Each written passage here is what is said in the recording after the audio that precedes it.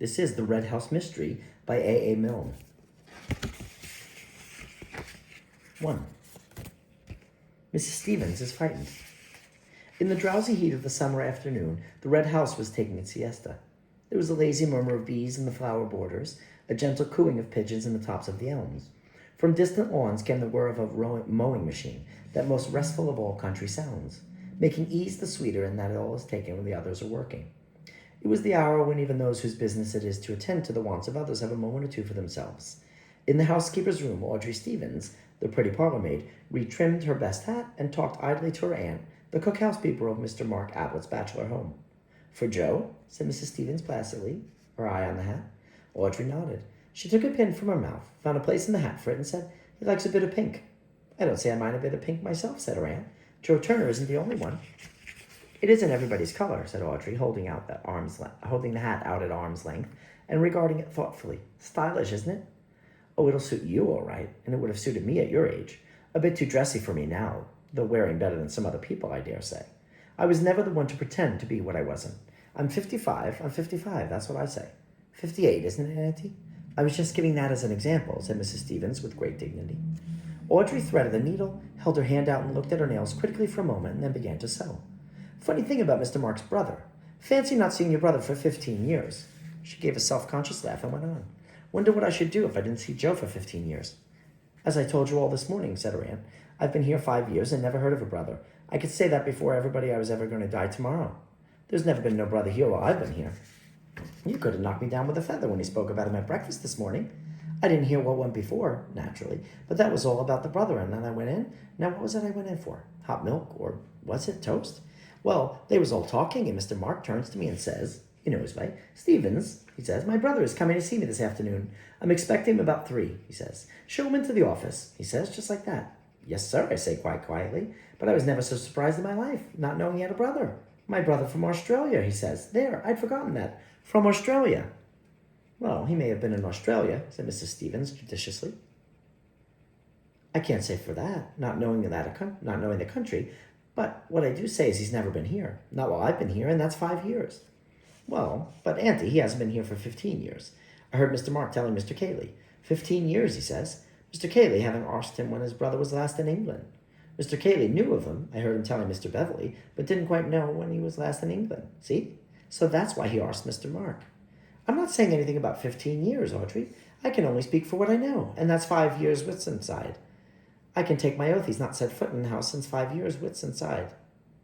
And if he's been in Australia, as you say, I dare say he's had his reasons." "What reasons?" said Audrey lightly. "Never mind what reasons.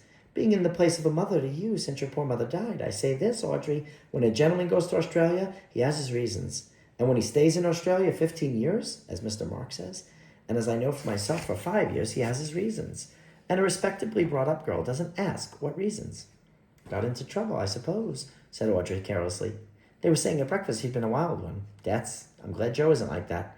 He's got 15 pounds in the post office savings bank. Did I tell you?" But there was not to be any more talk of Joe Turner that afternoon.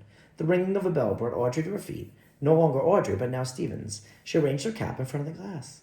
"There, that's the front door," she said. "That's him. Show him into the office," said Mr. Mark. "I suppose he doesn't want the other ladies and gentlemen to see him. Well, they're out at the golf anyhow. Wonder if he's going to stay. Perhaps he hasn't brought back a lot of gold from Australia. I might hear something about Australia, because if anybody can get a hold there, and I don't say what Joe and I. Now, get on, Audrey." "Just going, darling," she went out. To anyone who had just walked down the drive into the August sun, the open door of the Red House revealed a delightfully inviting hall, of which even the mere sight was cooling. It was a big, low-roofed, oak-beamed place, with cream-washed walls and diamond-paned windows, blue-curtained. On the right and left were doors leading into other living rooms, but on the side which faced you as you came in were windows again, looking onto a small grass court, and from open windows to open windows such air as there was plenty played gently. The staircase went up in the broad, low steps along the right-hand wall, and turning to the left led you to a gallery which ran across the width of the hall to your bedroom. That is, if you were going to stay the night. Mr. Robert Ablett's intentions in this matter were as yet unknown. As Audrey came across the hall, she gave a little start as she saw Mr. Cayley suddenly sitting unobtrusively in a seat beneath one of the front windows, reading. No reason why he shouldn't be there. Certainly a much cooler place than the golf links on such a day. But somehow there was a deserted air about the house that afternoon, as if all the guests were outside, or, perhaps the wisest place of all, up in their bedrooms sleeping.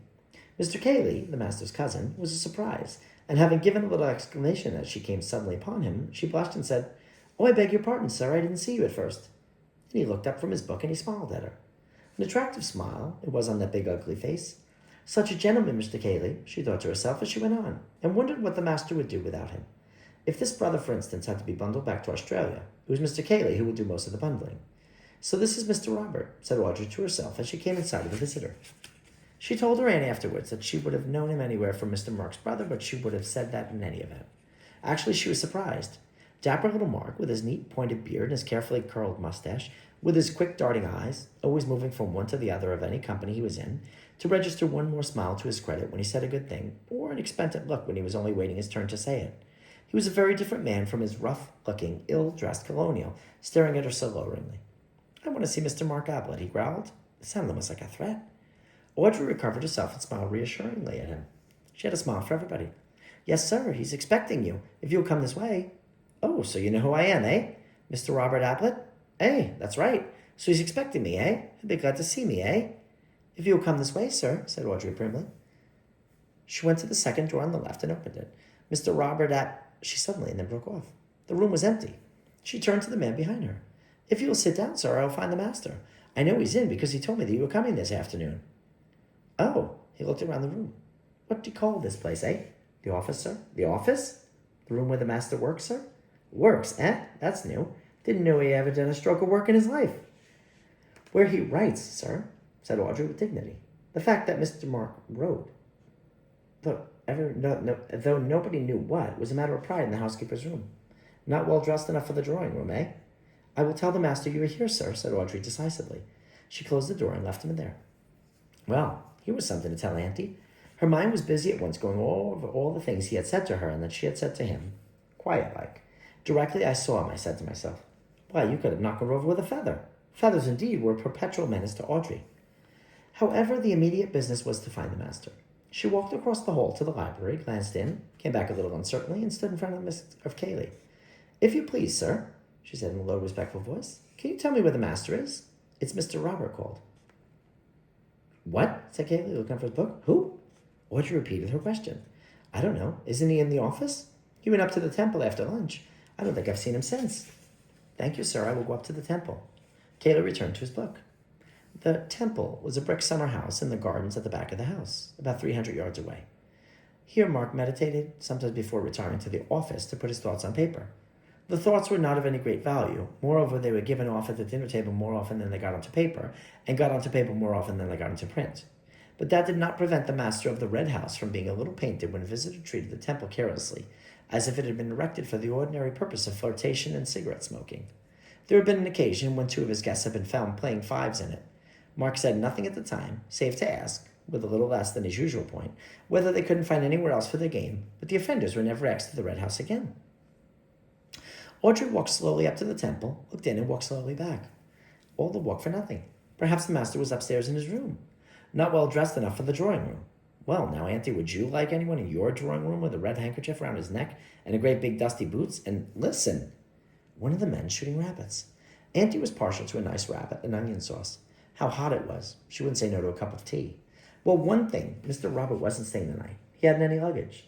Of course, Mr. Mark could lend him things. He had clothes enough for 6. She would have known him anywhere for Mr. Mark's brother. She came into the house. As she passed the housekeeper's room on her way to the hall, the door opened suddenly, and a rather frightened face looked out. "Hello, Aud," said Elsie. "It's Audrey," she said, turning inside the room. "Come in, Audrey," called Mrs. Stevens. "What's up?" said Audrey, looking in at the door. "Oh, my dear, you gave me such a turn. Where have you been?" "Up to the temple. Did you hear anything?" "Hear what?" "Bangs and explosions and terrible things." "Oh," said Audrey, rather relieved. "One of the men shooting rabbits. Why, I said to myself as I came along, Auntie's partial to a nice rabbit. I said, and I shouldn't be surprised if—" "Rabbits?" said her aunt scornfully. "It was inside the house, my girl." "Straight it was," said Elsie. "She wasn't one of the housemaids."